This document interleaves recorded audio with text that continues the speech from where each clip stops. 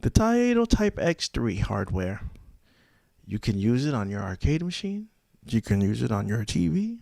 You can use it on your HDMI, maybe VGA. I'll be going through some of the hardware, some of the quirks, and some of the software of this great system. Next. Here is the inside of the Taito TypeX. You have your CPU, your memory. This is where the power goes, but this is actually the power supply that came with the system, and I can't get it to reach. I'm gonna need an extender to get this ATX power to reach. And this is the battery. The battery down here, if you can't start your board up, if you have a problem with the hard drive, anything you got going on, you need to go ahead and do that for the replace this battery, and the battery will help you start up the system. Also, if you happen to put it in a case like I did, the power all the way down here, this is where you want to connect your power. All the way down here is where you connect your power. So there's not much going on here. You only really need your CPU, your memory, and a video card. I switched the video card out. I gave it to my son. I'm actually going to switch a more powerful video card. And the other Taito TypeX, I actually have the 3060, 3070, one of those two, and it's way overpowered. I probably needed like a 1060 to get it to run. But this is the board that you can use to play your Taito TypeX 1, 2, 3, your MAME, stuff like that. Those kind of things, you want to feel like you're a man. You want to, oh yeah, I like hardware. Yo, I need to play on the console that comes on. This is what it is, basically. This is the back of the Taito TypeX 3. This is another board, actually. So you're going to have your power. You're going to have your fan. You also have your regular ATX stuff. And up here, you're going to have your JVS. This is what actually what makes this board good, to connect up to your regular consoles. Actually, your arcade cabinets, your Japanese arcade cabinets. And this tells you if it's on or not. And then this is the video card I changed here.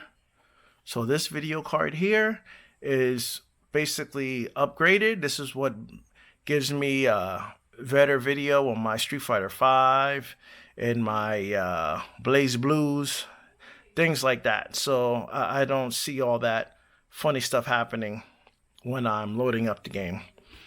So this system here, you need to replace the battery. Once you get it, you replace the battery, you get it going, and you have your hard drive with your multi or your one game. I would suggest you do a multi. And on top also, you can see the specs and stuff like that. So this tells you how it came from factory. It's an X3. You get your power rating. Here's the cores right here. This one's an i5 and how much memory it got, which is basically 8 gigs. And it came with the 660. So I didn't get it with a 660. I got it with like a 960. So this has been replaced twice.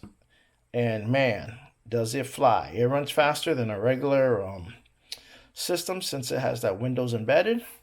And it works extremely well. If you're looking for a compatible joystick that will work with this system, this is what I use.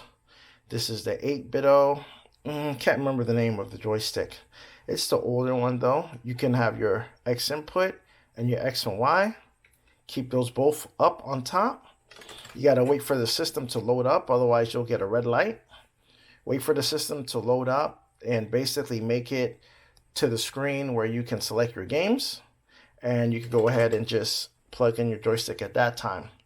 So there's usually no power switch on the Taito TypeX. Plug it in, it turns on. When you're ready to shut it down, you got to go to the shutdown screen and go ahead and shut it down manually as you would shut down a Windows computer. And a certain, just by hitting E all the way till you get to the menu, you can do shutdown. You get the shutdown, hit Q.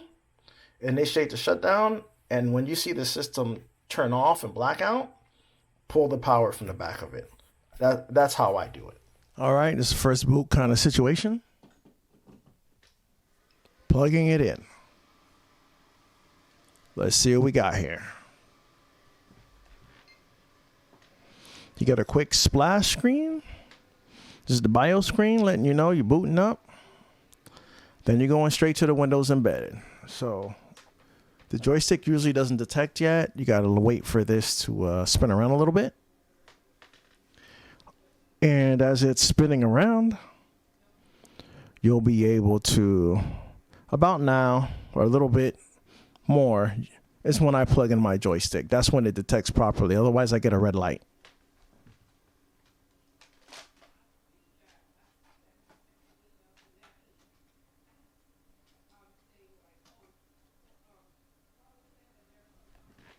I have a JVS adapter. It's not working right now. Well, I haven't tried to really get it to work. I don't understand it. I see joy the key. I just give that a second. I don't have it registered. I usually start on this screen because that's basically where I shut down at.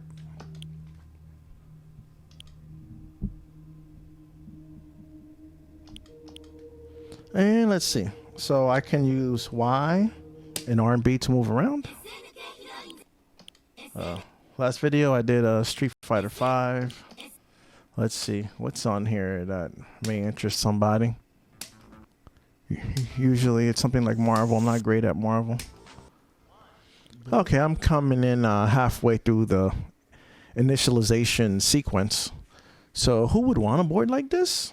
For me, someone who wants to play Street Fighter 5, Street Fighter 4, possibly 6 if you install it. It would run just fine.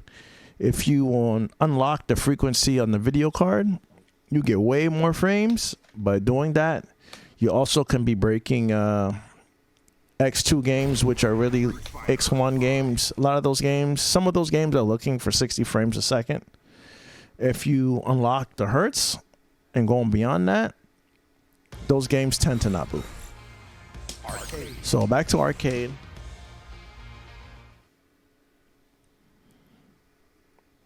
I'm not going to take a beating this time on my recording, so let me go ahead and pick the big B, Bison. Fight the ways that I know. And if you update your video card, you can get all the graphics that you are looking for, like the extra characters in the background, the water movement, the sky, different things like that. You can also go into the settings of this multi, and in the last screen, you can do the benchmarks for Street Fighter 5, and it would adjust the settings for you. It might actually just be adjusted because it senses the video card. I'm not quite sure. And you can also have the opportunity to connect to the internet and update the software or the driver. I'm not sure if you need to update the driver. I was having a problem with King of Fighters 15,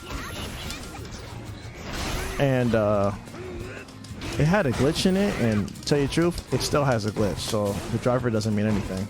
I changed the video card and the driver. The game just has like some kind of tear in it. It possibly needs an update. So since I can't go into Windows and just update it, because the version of King of Fighters 15 on here is kind of quirky. I think it may be somebody took Steam and just threw it on here real quick. Runs perfectly though. Oh.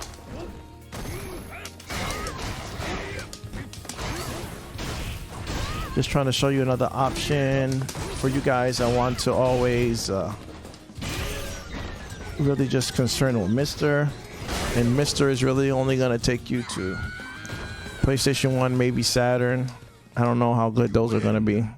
And for the price of a PlayStation 1 or Saturn, you could just buy one. When I would have suggested earlier, depending on your price point, you could, always buy a system like this. But, once you get the system and you add the video card, maybe you come around the price of Mr. I think you're going to spend more than Mr. But you're not going to spend that much more where you can go back and just play. I'll give you an example. Let me escape out of this.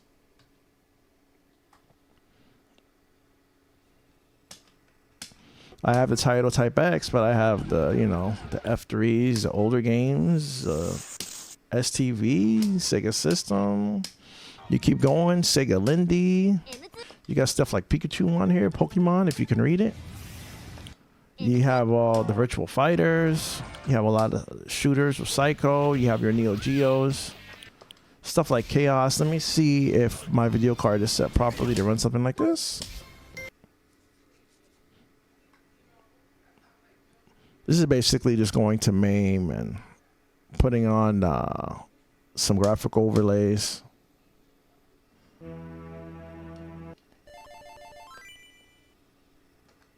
Select is your coin.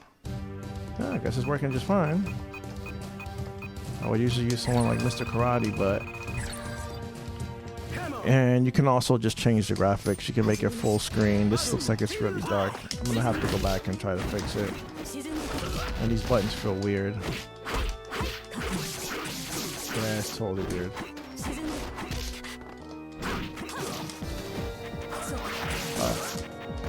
I got it now. It's basically set up Neo Geo style, which I set it up at the time, but for some odd reason, since I'm not used to playing like that, if I'm not thinking like that, that is, I gotta think now to play. But that's the way I was used to playing Chaos. I had Neo Geo at home, so the Red Arcade, and I had a Chaos board. Or should I say I had a Chaos cart from, I think it's Yantone, some guy on eBay. He used to sell cartridges for Neo Geo for like 20 bucks back in like 2000 something. This guy was crazy. And they had the Alteras sometimes. Sometimes it was real, sometimes it wasn't. The cartridges worked. So yeah, you got your Neo Geos?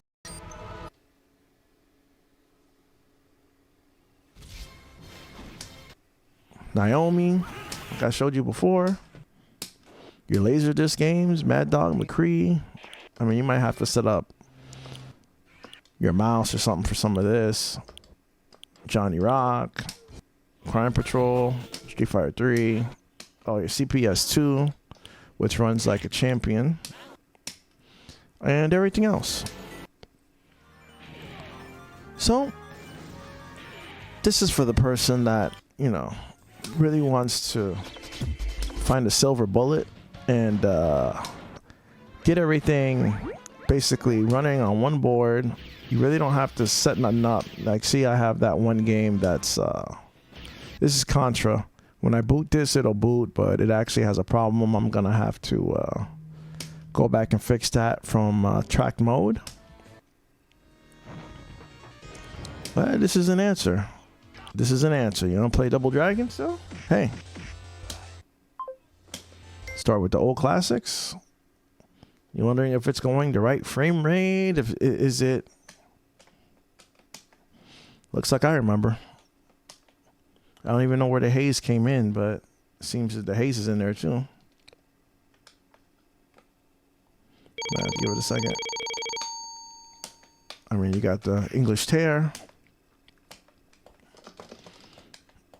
And it's obviously not on the faster CPU mod. I don't know what the buttons are in this thing, but they're not right.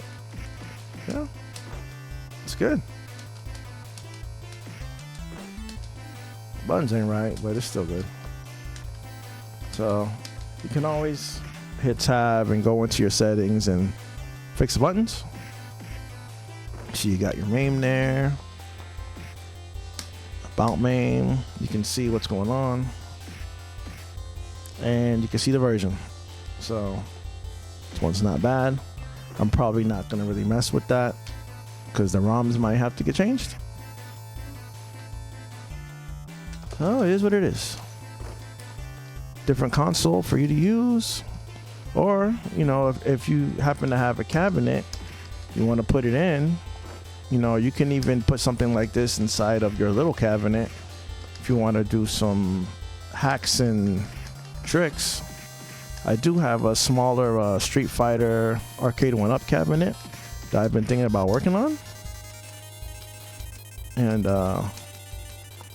after I get it running, because I haven't even opened the box, I go ahead and set up what needs to be set up.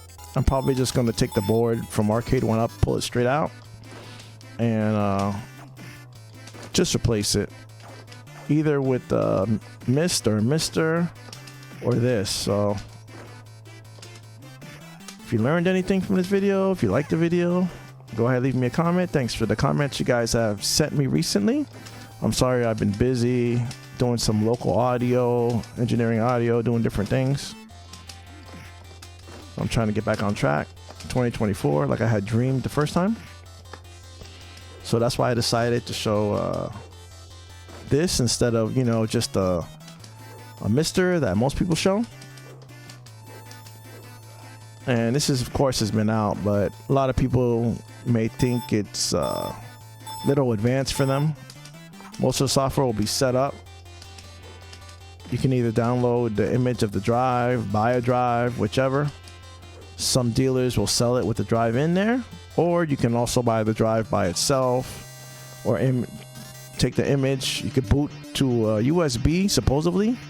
I know people tried to do that with the Taito TypeX 4, and they couldn't really get it to. Some games wouldn't run properly.